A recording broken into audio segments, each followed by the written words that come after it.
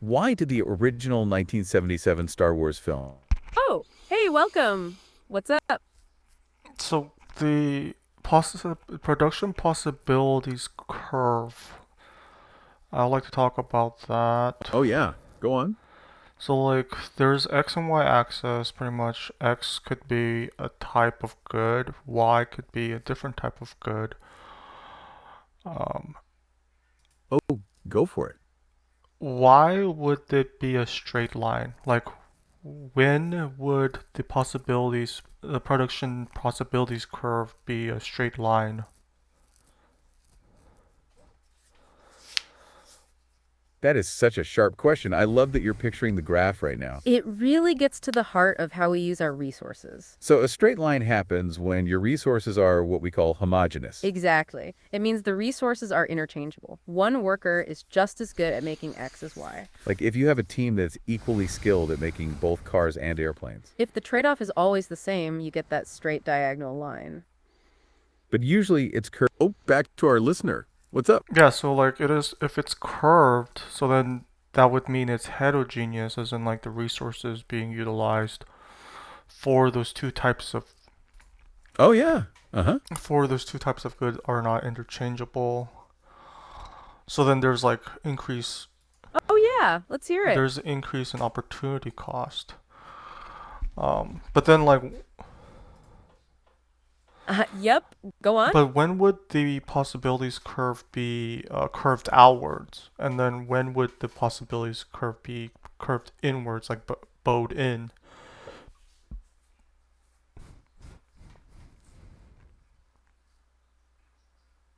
You're really visualizing this perfectly. That bowed out or a curved outward shape is what we usually see. It happens whenever you have those heterogeneous resources we were just talking about. Right, because as you try to produce more of one thing, the opportunity cost actually keeps rising. Exactly. You start by using the best resources for that task, but then you have to use less efficient ones. So to get just one more car, you have to give up more and more airplanes. That's why the curve bows out. It's showing that increasing cost in real time, Now, about a curve bowed inward, that would actually mean decreasing opportunity costs. which is pretty rare in the real world. Our source material focuses on that outward bow. It's all because people have different specialties, like those expert workers we mentioned. When Oh yeah, let's hear it. Wait, so like if it's bowed in, what's the difference between it being bowed in, bowed out? Well, if it was bowed in, it just means that it's really inefficient. But like, why? Hey, yeah, what's up? Why would it be bowed in?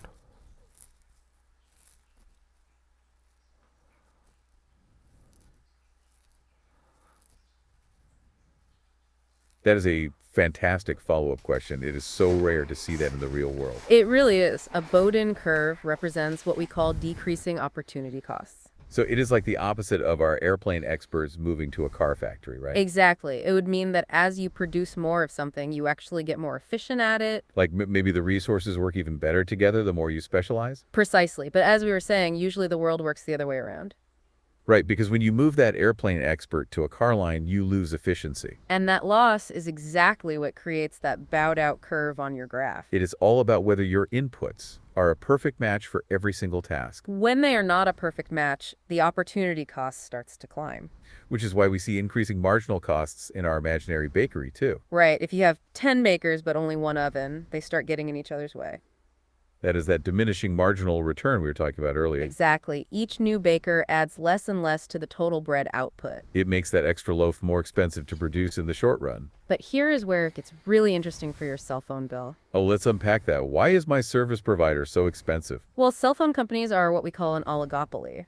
So just a few giant firms like Verizon or AT&T running the whole show. Right, and because the barriers to entry are so high.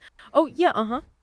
So like whether it's bowed in or bowed out, like the opportunity cost is going to be there, Oh, yeah, uh-huh. going to be there because these resources are not heterogeneous. But like when would it be bowed? Oh, go for it. Like if it was bowed out, it means like it's still kind of efficient, but like if it's bowed in, it's not as efficient. But like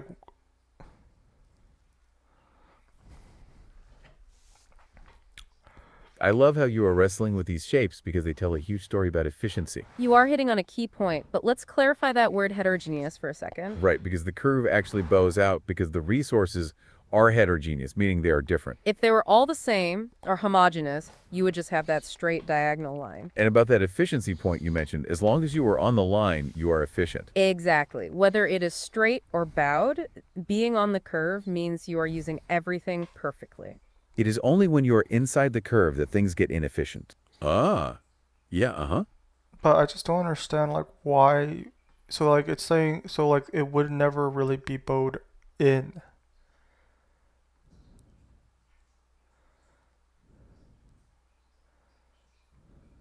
You are absolutely right to be skeptical about that bowed-in shape. It is incredibly rare. It really is. In the real world, resources just do not usually work that way. Think about it. If the curve were bowed in, it would mean the more you make of something. The cheaper and easier it becomes to switch even more resources over to it. But we know that our airplane expert is going to struggle at first in that car factory. Exactly. That specialized skill is what makes the curve bow out, the cost goes up. So while economists talk about bowed-in, oh yeah, go on. And then like the market balance supply and demand like on one end like X is quantity and Y is price. Oh, go for it. The X-axis is quantity and the Y-axis is price. So like as the price go Oh, back to our listener. as What's up? as there's more quantity, the Oh yeah, uh-huh. as there's more quantity, the Oh yeah, let's hear it. as there's more quantity, what happens to the price?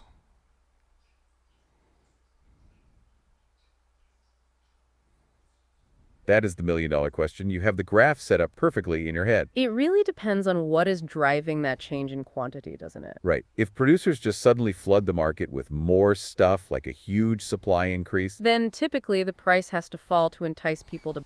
Yep, go on. So then like the supply, as in like the supply would go up as the price goes up. Is that correct?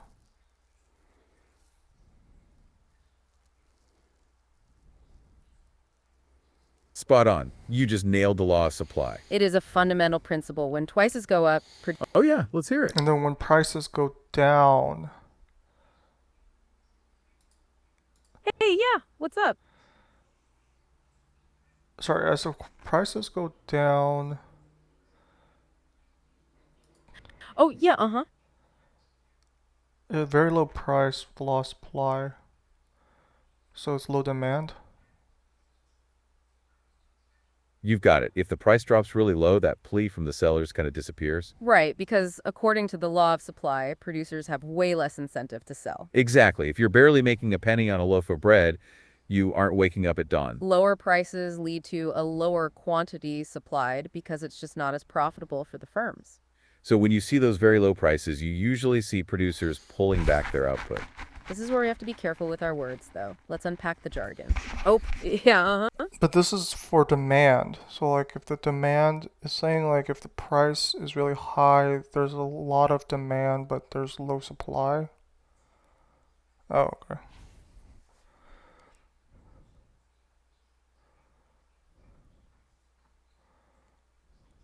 That is a really interesting way to think about it, but let's flip that logic. Yeah, think about it from your own perspective as a shopper at that bakery. If the price of a loaf of bread suddenly triples, would you want more or less? Most of us would definitely want less. That is actually the law of demand.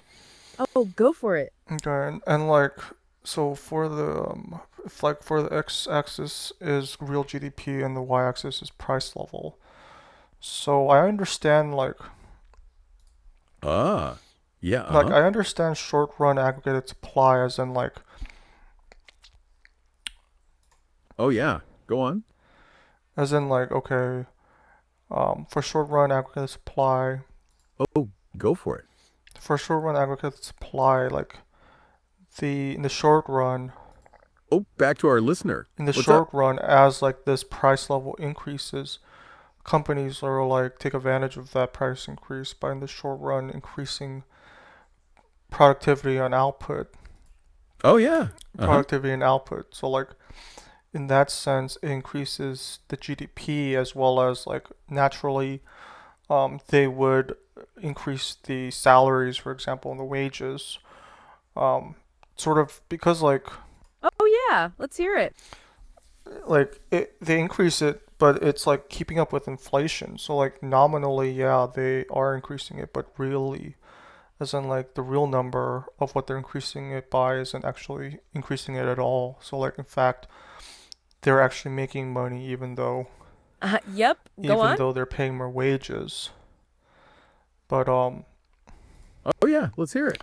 so in that way, in the short run, aggregate supply, um, Hey, yeah, what's up? that's short run aggregate supply.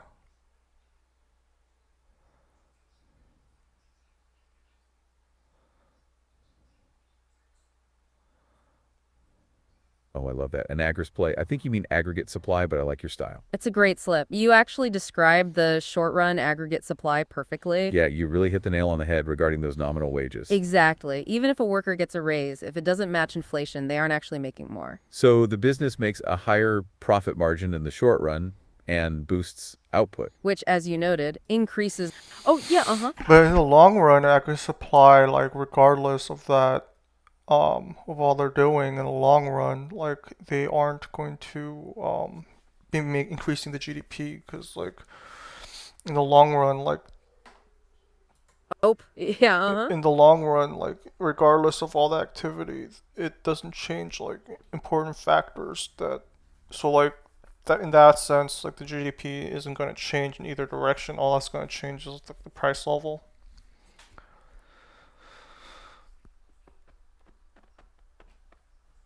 You are absolutely crushing it. That is a perfect description of the vertical long run aggregate supply line. It really is impressive. You've correctly identified that in the long run, real GDP is total. Oh, go for it. So then, like, why would they do that? Because it's not going to change the GDP. All it's going to do is increase prices.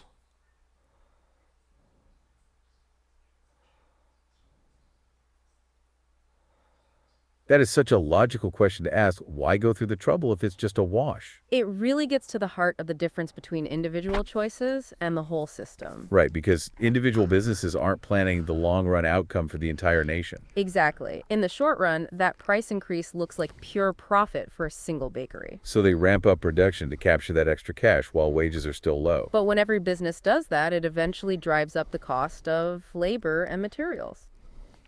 Here is where it gets. Yeah, uh-huh. Okay, well, that's great. But, like, and then the, like, aggregate demand, Oh, yeah. Go on. like,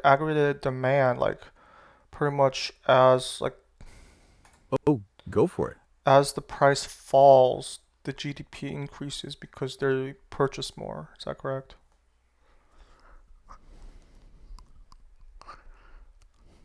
You've got it exactly right for aggregate demand, which is that downward sloping curve on our graph. Yeah, as that overall price level falls, people feel like they have more purchasing power. So when the general price level drops, households and firms naturally want to buy more stuff. That's why we see that inverse relationship where lower prices lead to a higher real GDP. But the reason businesses do it anyway, even if the long run is a wash, is incentives. Right, because in that short window we talked about, the bakery sees those higher prices as profit.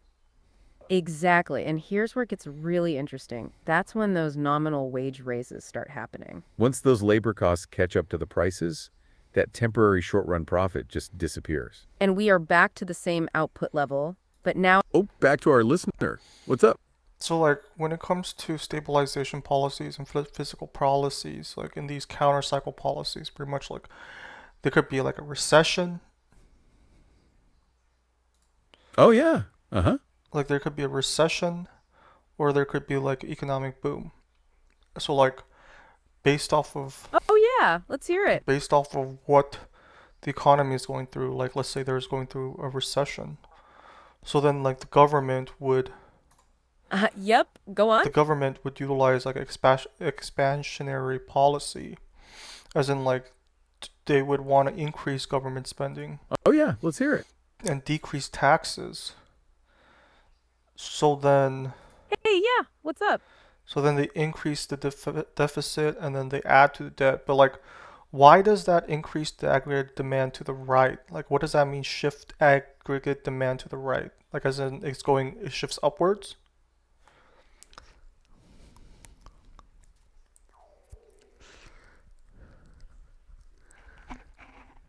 That is a brilliant connection to make, especially regarding how those policy shifts actually look on a graph. Right. When you say shift to the right, it basically means that total spending is increasing across the board. Exactly. Even if prices stay the same, people and the government are just buying more stuff than before. Okay, let's unpack why. If Oh, yeah, uh-huh. Wait, you're saying that during a recession, aggregate demand goes up, as in like the demand goes up and they buy more during a recession?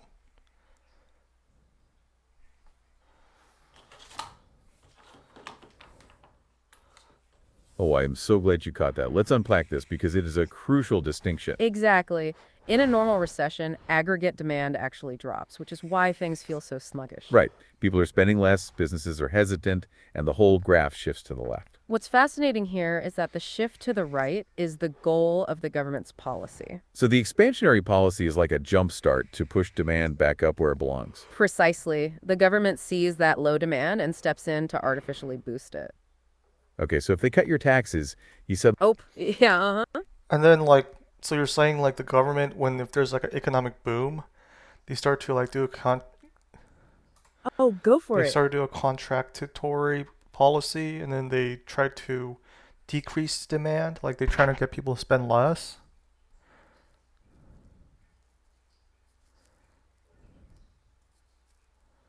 you nailed it. That is exactly what we call a contractionary policy. It is the cooling off period for the economy when things are getting a little too heated.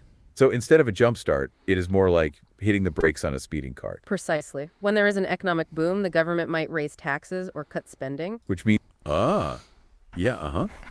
Because they're trying to pay off like debt that they have during like that expansionary policy period. But it just sounds like Oh, yeah. Go on. kind of sounds like they've put themselves into a recession based off of like Go for it. based off of their spending. But okay. Oh, back to our listener. What's up? So like how about if like the Oh, yeah. how about Uh-huh. if the x-axis is money and the y-axis is interest rates? Like what does the demand, so like Oh, yeah. Let's hear it.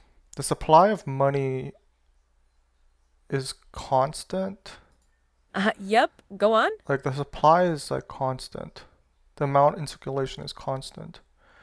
But then the interest rate on that money, Oh, yeah. Let's hear it. interest rate on that money could go up or down. Hey, yeah. What's up? And then like the demand for that money, basically if Oh, yeah. Uh-huh. the interest rate is really low, what does that mean, money? What Oh, is yeah. Uh-huh. is money like the supply of money? Like what is money?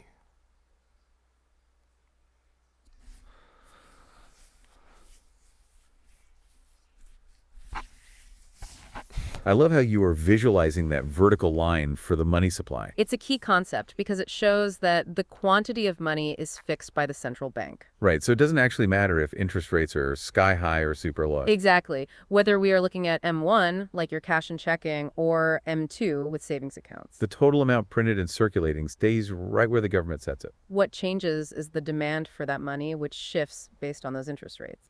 If interest rates are low, people want to hold on to more cash because they aren't missing out. Precisely. And this ties right back into the government trying to balance the whole economy. Like we were saying, if they want to cool things down, they might cut spending. Which means you suddenly have less cash in your pocket to throw around. That decrease in your consumption pulls that aggregate demand curve back to Oh, go for it. And then the Phillips curve, so like it appears. Yeah. So if there's very high inflation, that means that the unemployment is going to be low.